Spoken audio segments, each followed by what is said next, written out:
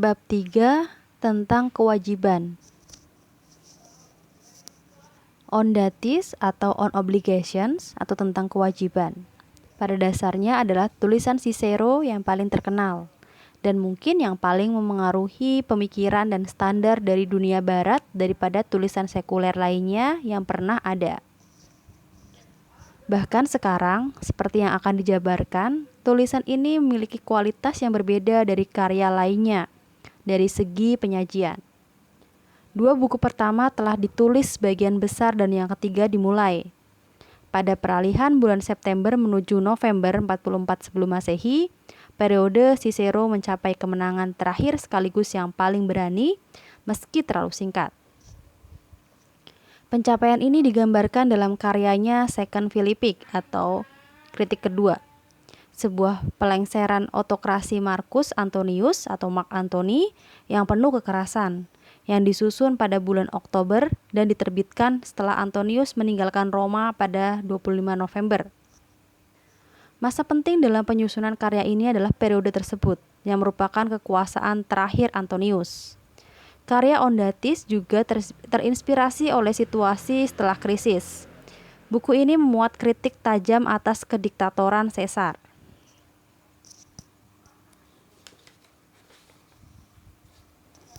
Sebuah bukti tertulis atas upaya penggulingan sebuah sistem despotisme. Karya ini digambarkan sebagai upaya untuk memberikan pedoman moral untuk aristokrasi yang dibebaskan dari tirani Caesar, dan bahkan sebagai perpisahan terakhir kepada keluarga dan negara. Referensi terhadap keluarga Cicero ini menyiratkan dedikasi buku ini untuk putranya, Marcus, yang sedang belajar di Athena, dan telah menunjukkan pertanda nasib buruk di awal musim panas. Meski Ondatis memang terbukti sebagai perpisahan karena Cicero terbunuh di tahun selanjutnya, itu tidak pernah disengaja. Bahkan sebaliknya, Cicero dengan Philippics atau kritik tajam kembali ke dunia politik lagi. Seperti yang akan kita lihat di halaman-halaman berikutnya. Cicero menjadi semakin tidak terlalu tertarik dengan filsafat tingkat yang lebih tinggi. Akan tetapi dalam Ondatis, penekanan pada kepraktisan tidak ditujukan langsung kepada permasalahan yang ada. Karena cakupan yang lebih luas dari karya ini dirancang untuk menunjukkan langkah lebih lanjut dalam pengaplikasian program yang hebat. Setelah Tusculans dan karya-karya lainnya, buku ini adalah upaya baru, kali ini dari sudut pandang yang lebih kokoh, untuk mengatasi permasalahan dalam usaha mencapai standar moral setinggi mungkin. Ondatis disebut sebagai penanganan teoritis atas kewajiban yang harus dilakukan seseorang kepada negaranya, yaitu pedoman kebajikan sosial. Karya ini merupakan bimbingan yang memuat sistem etika terapan dan dalam prosesnya mencoba membenarkan standar perilaku dan karir Cicero. Volume pertamanya membahas kewajiban atau tugas yang terakhir dari hak moral. Lalu yang kedua tentang kewajiban yang lahir dari keuntungan atau kenyamanan. Dan volume ketiga tentang apa yang harus dilakukan ketika kebenaran dan kenyamanan bertentangan. Saya telah menerjemahkan buku ketiga di seri lainnya yang dicetak di sini adalah buku yang kedua. Saya menyadari buku ini menyinggung beberapa orang. Pertama karena atau sebab ini pun tidak bisa terhindarkan di dunia nyata. Indikator yang digunakan untuk penilaiannya, dan kedua karena Cicero secara antusias menerima peraturan seperti properti pribadi. Akan tetapi penerimaan ini juga bisa dilihat bukan sebagai reaksi, tetapi sebagai upaya mempertahankan hak dasar individual dari paksaan negara. Diskusi dalam buku ini menyajikan nuansa yang realistis dan praktis, menggambarkan penekanan Aristoteles akan filosofi moral sebagai pelajaran yang hanya cocok untuk orang yang benar-benar telah dewasa. Tulisan berikut satu-satunya dalam volume ini yang disajikan tidak dalam bentuk diskusi. Sebagian besar isinya, terutama pada volume pertama dan kedua, berdasarkan pada Panetius dari Rhodos yang mengadaptasi stoikisme sesuai dengan kebutuhan dan kondisi masyarakat Roma. Pengalaman Cicero dan pengamatannya semasa hidup lebih tercermin dalam buku ini daripada karya-karyanya yang lain. Ditulis dengan terburu-buru karena ini nyaris terbuka seperti surat-surat pribadinya. Dan terlepas dari sumber literatur dan kekayaannya, isinya sungguh tulus dan ditulis dengan hati.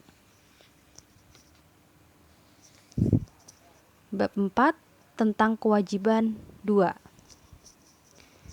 Putraku, jika menjunjung kebaikan moral sebagai pedoman dalam setiap bentuknya, sudah tentu kewajiban atau tugas yang kita lakukan akan mengikuti. Aku yakin sudah sering mengatakan di volume sebelumnya untuk memperjelas gagasan ini. Langkah selanjutnya adalah mempelajari beragam jenis kewajiban yang berpengaruh secara langsung kepada kehidupan dan kebutuhan sehari-hari masyarakat, seperti kepemilikan pribadi, properti, dan sumber daya lainnya. Itulah yang akan kubahas sekarang. Namun pertama, aku ingin memberitahukan pengamatan menyeluruh tentang tujuanku, karena ini akan memberikan kesempatan untuk menjelaskan pendekatan yang menurutku harus diikuti. Aku yakin tulisan-tulisanku yang sebelumnya mendorong orang-orang lebih banyak membaca buku dengan tema sejenis, dan tentu ikut menuliskannya. Terkadang aku menduga orang-orang yang paling cerdas merasa konsep filsafat terlalu menjijikan dan tidak bisa memahami mengapa aku mencurahkan banyak waktu dan energiku untuk itu. Inilah jawabanku. Selama negara kita masih dikuasai orang-orang yang diangkat secara sukarela, maka aku persembahkan upaya dan pemikiranku demi kepentingan negara. Namun, ketika pemerintahan didominasi oleh satu individu, tidak ada lagi selain penguasa tersebut yang bisa memberikan pengaruh kepada negara dalam cara apapun. Lagi pula, aku telah kehilangan teman-teman yang tadinya mengabdi kepada negara bersamaku, dan mereka adalah orang-orang yang hebat. Saat mereka pergi, aku menolak tunduk pada kesedihanku. Jika tidak melawan sebisa mungkin, maka duka akan melumpuhkanku. Di satu sisi, jika aku memilih hidup bersenang-senang, itu bukan yang sepantasnya dilakukan oleh pribadi yang terdidik. Andai saja pemerintah berjalan mengikuti peraturan yang diciptakannya, bukan takluk kepada makhluk-makhluk yang tidak sekedar berniat mengubah tetapi juga menghancurkan seluruhnya. Andai situasi membaik, aku tidak perlu mengalihkan minatku kepada menulis seperti sekarang ini.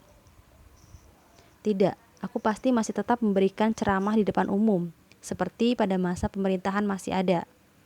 Dan jika aku harus menulis, maka pidato-pidato itulah yang akan kutulis. Seperti kebiasaanku menuliskan dan menerbitkan pidato yang telah kuberikan, bukan esai-esai seperti yang kubuat sekarang ini. Semua energi, perhatian, dan upayaku dulu untuk politik. Jadi ketika tidak ada lagi perpolitikan bagiku, sudah semestinya suaraku tidak akan didengarkan di forum dan oleh Senat.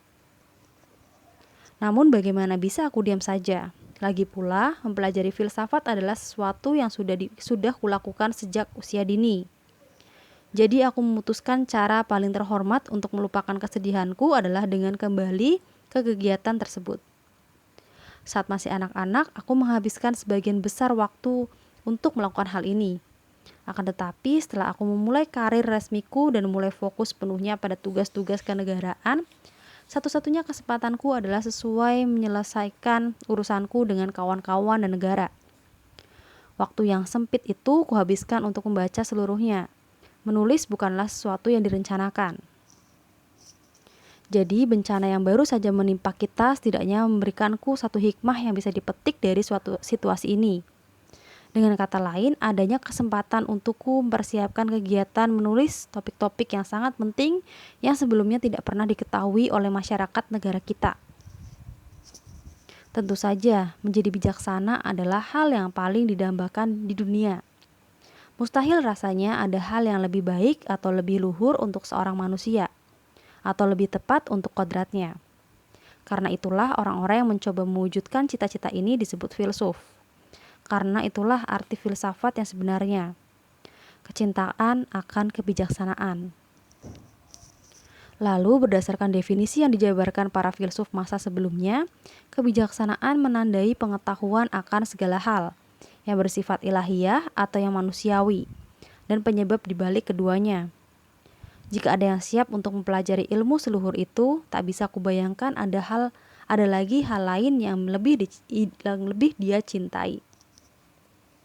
Contohnya, jika kita mencoba untuk mendapatkan kesenangan batin atau kebebasan dari masalah, mempelajari filsafat akan memberikan nilai yang tak terhingga. Karena orang-orang yang mempraktekkan ilmu ini terus mencari hal-hal yang menjadikan hidup indah dan membahagiakan. Atau jika yang kita inginkan adalah kekuatan dan keluhuran karakter, jika cara untuk mendapatkan kualitas tersebut memang ada, filsafat tentu adalah cara tersebut.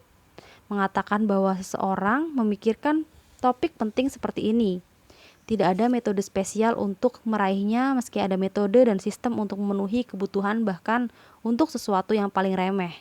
Menunjukkan bahwa orang yang mengatakan hal seperti itu tidak berpikir sebelum bicara, sehingga dia tidak boleh dijadikan bimbingan untuk permasalahan apapun. Kita perlu menganggap bahwa metode untuk mempelajari cara bersikap dengan baik memang ada, dan tempat untuk mencarinya hanya pada filsafat. Ketika aku menyarankan pembelajaran seperti ini, biasanya aku menjabarkan dengan detail yang saksama. Di buku-buku yang lain, itulah yang kulakukan. Pada momen ini, yang ingin kulakukan adalah menjelaskan alasanku mengabdikan diri sepenuhnya untuk kegiatan menulis ketika aku tidak lagi bisa melakukan pengabdian kepada negara. Beberapa orang mengeluhkan kalimat yang kutulis tidak konsisten seperti seharusnya, dan termasuk di antara mereka adalah orang-orang yang berbudaya dan terdidik. Apa yang membuat mereka keberatan adalah fakta bahwa aliran filsafat yang kudukung menekankan bahwa tidak ada yang kita ketahui secara pasti. Akan tetapi, dalam karya ini, aku tak hanya menyajikan pandangan mengenai detail setiap subjek, tetapi sungguh mencoba menjabarkan peraturan yang menandai kewajiban kita. Aku harus meminta pada kritikus itu untuk berusaha lebih keras memahami posisi kita. Terlepas dari sikap negatif kita terhadap beberapa ilmu tertentu, kita bukanlah pengembara berilmu yang mengelana ke berbagai tempat, tanpa tahu apa yang dicari. Jika tidak ada prinsip yang mendasari diskusi dan hidup, maka kehidupan kita bukanlah kehidupan yang berilmu, bahkan bukan kehidupan sama sekali. Aliran-aliran filsafat lainnya menekankan bahwa beberapa hal bersifat pasti dan yang lainnya tidak. Kita mengadaptasi pandangan kita sendiri, atau dengan kata lain, pemahaman yang kita pahami adalah beberapa hal bersifat mungkin dan yang lainnya tidak mungkin. Aku merasa tidak ada yang bisa mencegahku dari menerima hal-hal yang bersifat mungkin dan menolak yang tidak. Pendekatan seperti itu menghindarkan terciptanya dogmatisme dan menyingkirkan irasionalitas yang menghalangi segala pemikiran yang akurat. Di satu sisi, masyarakat kita selalu menentang seluruh proposisi kategori. Alasan mereka melakukan itu adalah sebuah pandangan yang jelas mengenai apa yang mungkin hanya bisa didapatkan dengan menentukan, membandingkan, dan mempertimbangkan argumen di kedua sisi dari setiap pertanyaan. Namun menurut aku sudah menjelaskannya dengan cukup dalam bukuku yang berjudul Academics. Sementara untuk dirimu sendiri, Markus, kau terikat dengan aliran yang sangat kuno dan termasyur, yang diwakili oleh profesormu, Kratippus, sosok yang pantas disejajarkan dengan para pendiri pergerakan terkenal ini. Tetap saja, aku tidak ingin kau abai terhadap pendapat aliranku, karena aliranku tidak jauh berbeda dengan doktrinmu. Sekarang saatnya untuk meneruskan kegiatanku. Untuk mengatur performa kewajiban kita, 5 prinsip dasar telah ditetapkan. 2 prinsip berkaitan dengan apa yang benar dan tepat. 2 lainnya terkait dengan fasilitas hidup, cara sumber daya, dan pengaruh. Lalu yang kelima berkaitan dengan cara tepat untuk memutuskan ketika ada konflik di antara kategori-kategori lainnya. Dua prinsip pertama yang berkaitan dengan hal-hal yang benar secara moral sudah pernah kupelajari langsung dan berharap kau akan membiasakan diri dengan topik ini. 2 prinsip dasar selanjutnya menghadapkan kita kepada hal-hal yang berada dalam cakupan kelebihan. Seiring waktu berjalan, kata tersebut telah berganti makna. Perbedaan yang jelas perlahan-lahan tampak antara apa yang lebih dan apa yang benar. Namun implikasi bahwa sesuatu bisa saja benar tanpa harus menguntungkan atau menguntungkan tanpa harus benar adalah kesalahan paling merusak yang pernah ada dalam kehidupan manusia. Benar adanya bahwa para filsuf yang sangat terkenal dengan detail dan kenetralan yang maksimal menyatakan ada 3 hipotesis terpisah dalam hal ini. Faktanya, ketiga tema terkait erat satu dengan yang lainnya. Beberapa murid cabang ilmu ini tak memedulikan poin tersebut, karena mereka sudah terpesona dengan kecerdasan dari para pemikir itu sendiri, sehingga mereka keliru menafsirkan kecerdasan dengan kebijaksanaan.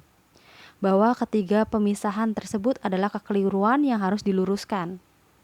Penting bagi kita untuk memperbaiki seluruh cara pemikiran orang-orang tersebut, membuat mereka memahami bahwa tujuan baru bisa didapatkan dengan kebaikan moral dari segi pikiran maupun tindakan, bukan dengan argumen membingungkan dan penuh kesalahpahaman.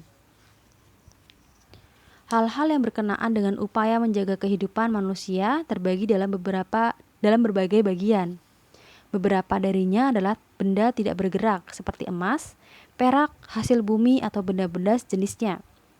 Benda lainnya adalah yang bergerak, memiliki impuls dan nafsu makan. Beberapa benda bergerak ini berakal dan ada juga yang tidak. Benda tidak berakal termasuk di antaranya kuda, kerbau, dan hewan-hewan yang dimanfaatkan untuk melayani dan memenuhi kebutuhan manusia. Kategori yang berakal terbagi menjadi 2 bagian, dewa dan manusia. Para dewa akan terpuaskan jika seorang manusia hidup dengan lurus dan suci.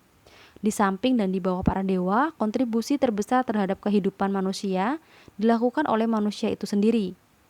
Jika kita membalik situasinya, yaitu situasi yang bisa menyakiti dan melukai manusia, maka kita meyakini kepercayaan bahwa dewa tidak mampu membalas manusia. Dengan demikian, mereka harus ditempatkan di luar hubungan ini dan harus disimpulkan bahwa sumber dari kehancuran adalah manusia itu sendiri. Kembali ke golongan benda-benda mati, sekali lagi kita menemukan ada unsur manusia di sana, yaitu tenaga manusia yang berperan besar untuk benda-benda ini. Jika manusia tidak mengerahkan upaya dan kemampuan mereka, maka benda-benda tidak bergerak ini tidak akan berguna sama sekali. Campur tangan manusialah yang menjadikannya bisa digunakan. Sama halnya dengan manusia dan perilakunya, tanpa keduanya kita tak akan mungkin mendapatkan perawatan medis.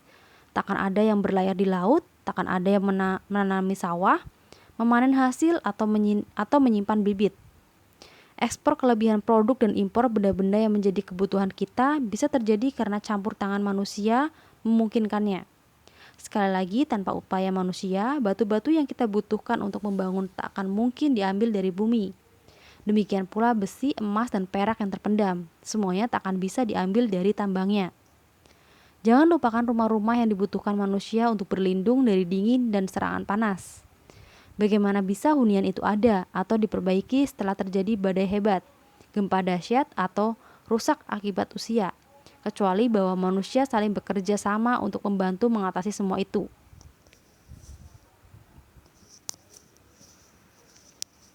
Atau coba perhatikan waduk air, kanal, saluran irigasi, pemecah gelombang, dan pelabuhan. Bagaimana bisa kita menikmati pencapaian itu tanpa campur tangan manusia? Contoh-contoh tersebut juga banyak yang lainnya, menggambarkan fakta bahwa hanya dengan upaya manusialah, tempat-tempat dengan benda mati bisa memenuhi kebutuhan dan menguntungkan kita. Hal yang sama berlaku dengan pemberdayaan kita atas hewan. Tanpa campur tangan manusia, mereka tidak akan berguna atau menguntungkan kita sama sekali. Manusialah yang pertama kali mengetahui cara memberdayakan beragam hewan. Hingga kini, campur tangan manusialah yang memungkinkan kita untuk memberi makan, menjinakkan dan menjaga pada musim panen, serta memanfaatkan hasil ternak. Sekali lagi, manusialah yang membunuh hewan buas dan menangkap hewan yang berguna. Menyebutkan satu persatu kemampuan manusia yang memungkinkan keberlangsungan hidup kita bukanlah niatku di sini. Akan tetapi perlu diingat pula, jika manusia tidak memiliki kemampuan-kemampuan tersebut, tak akan mungkin yang sakit bisa disembuhkan, tak akan mungkin yang sehat bisa berbahagia, tak akan mungkin ada makanan atau kenyamanan sama sekali.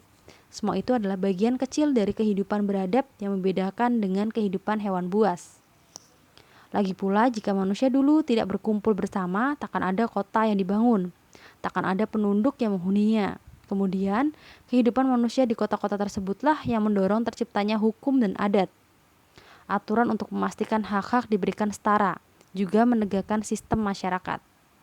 Perkembangan ini secara bertahap melahirkan semangat kemanusiaan dan pertimbangan bersama.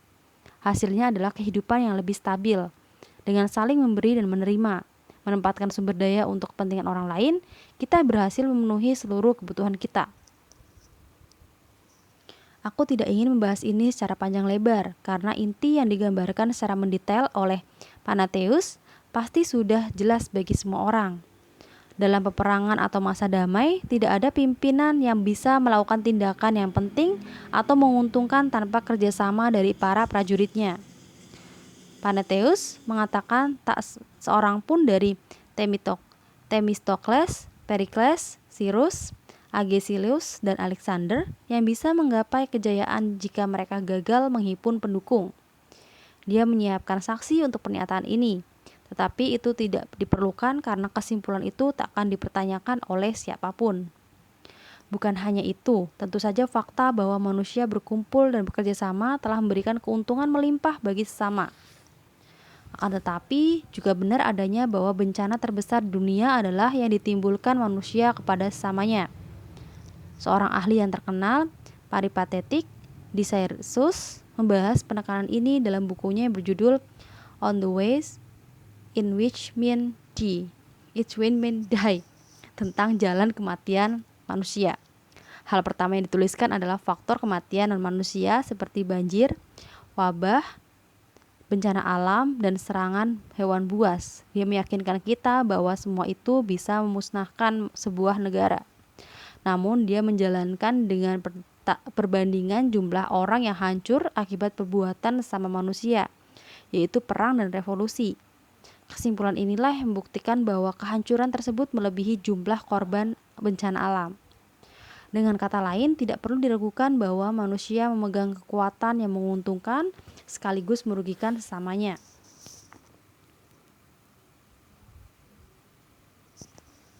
Sehingga perlu kita pertimbangkan pentingnya mendapatkan kepercayaan dan memberikan keuntungan seseorang. Kemudahan dalam hidup yang didapatkan dari benda-benda tidak bergerak dan dari memperkerjakan hewan bisa digolongkan di bawah kategori kegiatan fungsional. Namun untuk mendapatkan kepercayaan sesama, mengubah mereka menjadi siap untuk membantu kebutuhan kita adalah sebuah tugas yang menuntut kebijaksanaan dan kualitas manusia super. Ini mengingatkanku akan kebaikan moral. Mungkin ini bisa dibagi menjadi 3 subdivisi. Pertama adalah kemampuan untuk membedakan kebenaran dari kebohongan dan memahami kaitan antara satu fenomena dengan lainnya. Berikut sebab dan akibatnya. Kategori kedua adalah kemampuan menahan keinginan atau pate dalam bahasa Yunani dan mengendalikan nafsu makan atau hormai dengan akal. Kategori ketiga yang relevan dalam buku ini adalah kemampuan untuk bersikap penuh pertimbangan dan pemahaman atas hubungan kita dengan orang lain. Dengan melakukan itu, kita bisa bekerja sama dengan mereka, dan kebutuhan alami pun terpenuhi. Adaptasi perilaku bekerja sama ini juga memungkinkan kita untuk menghalau bahaya yang melanda, serta membalas siapapun yang mencoba menyakiti, menghukum secara maksimal batas keadilan dan kemanusiaan. Jika waktunya tiba, aku akan membahas cara-cara kita mendapatkan kekuatan untuk memenangkan dan mempertahankan dukungan orang lain. Untuk saat ini, pertama-tama izinkan aku membuat beberapa pengamatan awal.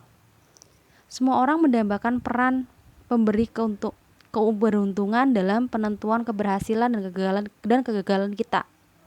Keberuntungan adalah angin segar yang membawa kita menuju langit yang dirindukan. Dan jika ternyata tidak berpihak kepada kita, maka hancurlah kita.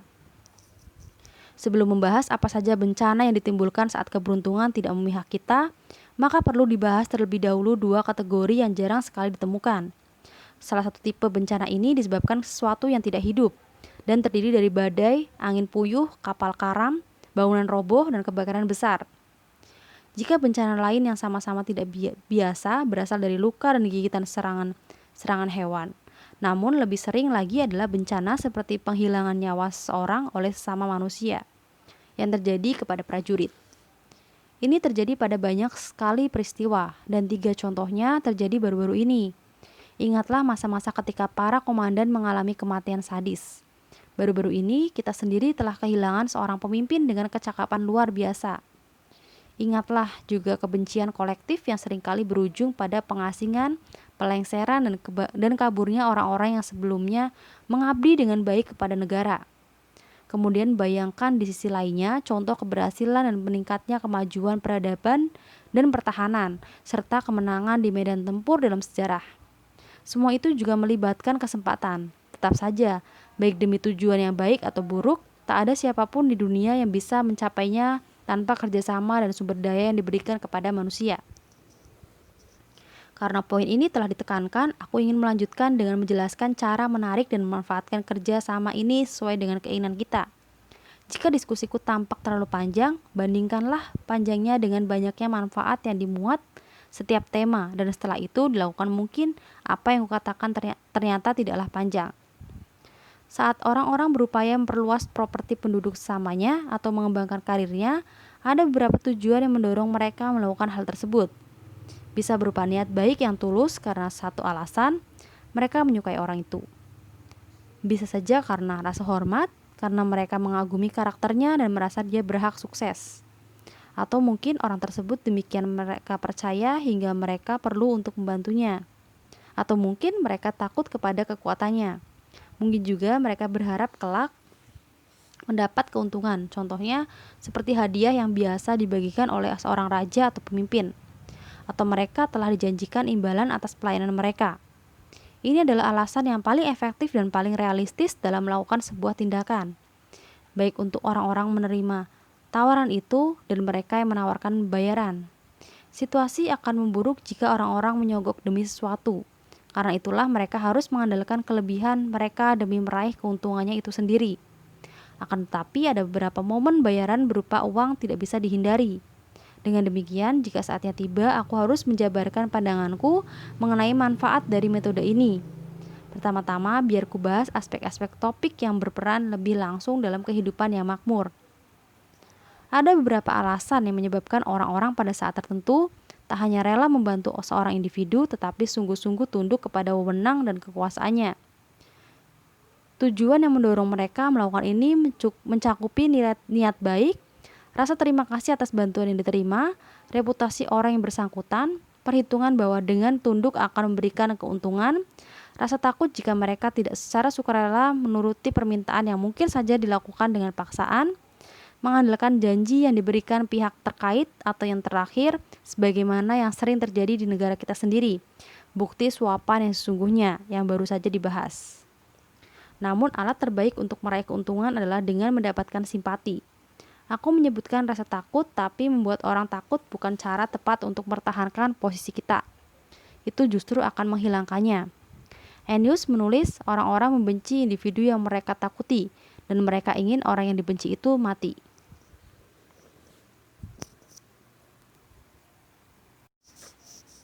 Pernyataan Ennius benar sekali.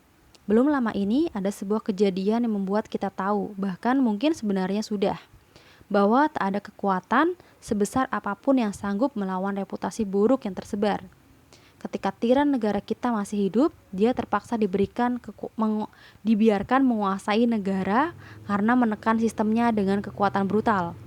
Setelah dia tiada, memang benar Roma justru semakin diperbudak olehnya dibanding ketika dia masih hidup. Tetapi tetap saja kematian adalah gambaran sempurna atas kekacauan yang ditimbulkan jika kita dibenci semua pihak. Pelajaran yang sama juga diajarkan melalui nasib para penguasa lalim lainnya. Jarang sekali dari mereka yang lolos dari takdir yang sama. Rasa takut adalah jaminan yang buruk untuk mempertahankan kekuasaan. Satu-satunya cara untuk mempertahankannya adalah dengan menggunakan persahabatan. Para penguasa yang memerintah rakyat dengan paksaan jelas akan menggunakan cara-cara brutal, seperti majikan yang merasa berhak memperlakukan budaknya dengan kasar karena tidak bisa melakukan perintah. Namun menjadikan diri sebagai sosok yang ditakuti dalam sebuah negara bebas adalah cara yang gila. Seberapa drastis penegakan hukum ditekan dan seberapa keras pun intimidasi, semangat kebebasan, cepat atau lambat perubahan yang terpendam akan muncul, entah melalui penilaian bisu oleh rakyat atau pemilihan suara rahasia yang mengangkat pejabat negara yang baru. Kebebasan yang ditekan akan kembali dengan lebih berjaya dibandingkan jika tidak pernah menghilang. Jadi ini adalah prinsip dengan cakupan penerapan yang paling luas. Prinsip yang tak hanya menjaga keselamatan seorang manusia, tapi juga kesejahteraan dan kekuasaannya. Memenangkan simpati lebih baik daripada ditakuti. Itulah rumus yang tepat untuk mendapatkan yang kita inginkan dan menggapai keberhasilan, baik dalam kehidupan pribadi atau kehidupan bernegara. Orang-orang yang suka membuat orang lain takut pada akhirnya akan dibuat takut oleh orang-orang yang mereka intimidasi. Bayangkanlah kegelisahan akan kematian penuh derita yang dirasakan oleh Dionysius tua yang saking takutnya kepada pisau tukang cukurnya, dia memilih menghilangkan rambutnya sendiri dengan arang yang panas. Menurutmu apa isi pikiran Alexander dari Verai? Sejarah beritahu kita bahwa dia amat mencintai istrinya, TB. Akan tetapi, kapanpun dia mendatangi kamar tidurnya setelah makan malam, konon dia memerintahkan seorang barbar atau sosok yang dipenuhi tato trakea untuk berjalan di depannya dengan pedang yang diacungkan. Dia juga memerintahkan para pengawalnya untuk mendahuluinya dengan instruksi untuk menggeledah kotak perhiasan istrinya dan memastikan tak ada senjata yang disembunyikan di antara baju-bajunya. Sungguh, dia pasti orang yang tidak bahagia jika dia meyakini budak bertato lebih setia kepadanya dibandingkan istrinya sendiri. Namun dia ternyata benar. Pada akhirnya TB yang mencurigai suaminya berselingkuh memang membunuhnya. Tidak ada kekuatan di dunia yang bisa kuat bertahan jika dikerahkan di balik ketakutan. Lihatlah para Valaris yang terkenal karena kejamannya. Memang dia bukan korban pengkhianatan internal seperti Alexander dari Verai yang nasibnya baru saja dibicarakan. Dia pun tidak dibunuh oleh sekawanan konspirator seperti tokoh tiran kita di Roma. Takdir Valaris cukup berbeda. Seluruh penduduk Agrigento memberontak dan menggulingkannya. Ingatlah kasus Demetrius yang dilengsarkan oleh Makedonia untuk digantikan oleh Firos. Bayangkan apa yang terjadi kepada orang-orang Sparta juga ketika mereka menegakkan kekuasaan dengan menekan nyaris seluruh sekutu meninggalkan mereka dan diam saja menyaksikan kehancuran Sparta di Leuctra. Kau akan mengerti bahwa aku memilih untuk membuktikan penekananku dengan contoh dari sejarah asing dan bukan sejarah negara kita sendiri. Namun aku pun ingin mengatakan ini, selama penduduk Roma menjalankan negaranya dengan persahabatan dan bukan dengan ketidakadilan, peperangan yang dilakukan harus demi melindungi sekutu atau wilayah kita. Seusai perang, dampak setelahnya bisa diatasi atau setidaknya tidak lebih parah dari yang seharusnya.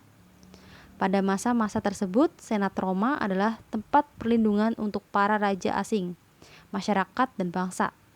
Satu ambisi dari para pejabat dan penguasa kita adalah mendapatkan kemasyhuran dengan menjamin keselamatan wilayah dan sekutu secara setia dan adil. Dengan demikian, bisa dikatakan bahwa kita bukanlah penguasa dunia melainkan pelindungnya. Bahkan sebelum masa pemerintahan Sulla, standar tinggi ini sudah meredup. Sejak dia naik tahta, gagasan tersebut bahkan sudah ditinggalkan sepenuhnya. Saat kita memperlakukan sama penduduk dengan kebrutalan, maka akan terasa wajar jika melakukan penjajahan yang kejam kepada sekutu. Alasan Sulla memang bisa dibenarkan, tetapi kemenangannya terbukti kejam.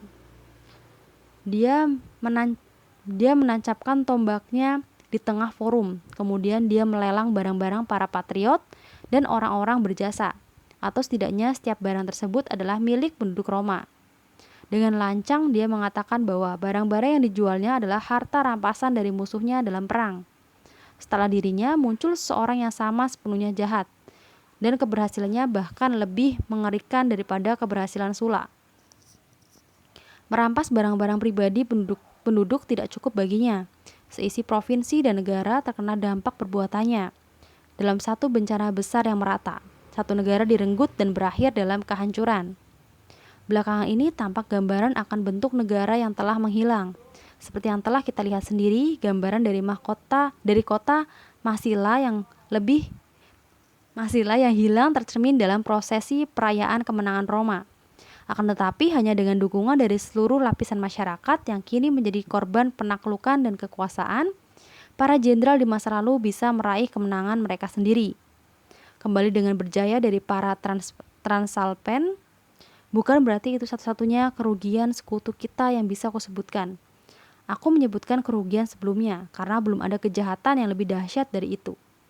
Tentu saja penderitaan kita saat ini sudah sewajarnya, karena seandainya segala bentuk dan pelaku kekacauan dihukum, maka tidak mungkin ada satu individu yang bisa mendapatkan kekuatan tirani. Para ahli waris barang-barang pribadinya hanya sedikit, tetapi ada banyak penerus lalim yang siap melanjutkan ambisinya. Benih dan penyebab perang-perang sipil akan selalu ada selama orang-orang masih mengingat tombak berdarah di forum itu. Dan selama mereka ingin melihatnya lagi, Publius Sulla adalah orang yang memegangnya saat pamannya menjadi diktator, dan 36 tahun kemudian Publius Sulla pula yang lancang menancapkan tombak lagi untuk melakukan pelelangan yang lebih hina. Lagi-lagi sosok yang bernama Sulla, dahulu seorang petugas di bawah diktator pertama, kemudian menjadi diktator kedua setelahnya. Buktinya adalah meski upeti yang diterima amat melimpah, perang sipil tidak pernah berakhir. Dalam kota ini tidak ada lagi yang tersisa, hanya ada rumah-rumah tanpa kehidupan. Bahkan reruntuhan itu pun masih terancam bahaya serangan yang mungkin datang lagi. Roma yang sesungguhnya telah hilang.